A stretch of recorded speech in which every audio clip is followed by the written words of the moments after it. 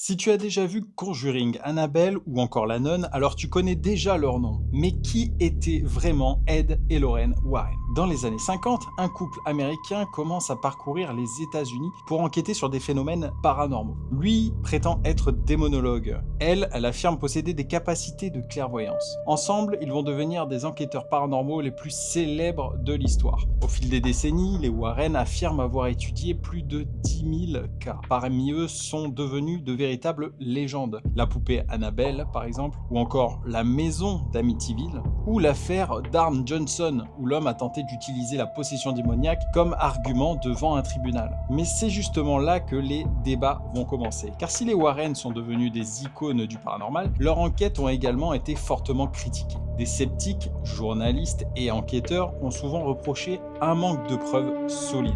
Certains témoins ont même contesté certaines versions des événements racontés dans les livres ou encore dans les médias. Résultat, deux visions s'opposent encore aujourd'hui. Pour les uns, les Warren ont consacré leur vie à documenter des phénomènes que la science ne comprend pas encore. Pour les autres, ils ont surtout contribué à transformer des histoires étranges en récits beaucoup plus spectaculaires. Mais une chose est sûre, que l'on y croit ou non, leur influence sur la culture populaire est immense. Et sans eux, l'univers de Conjuring n'existerait probablement jamais.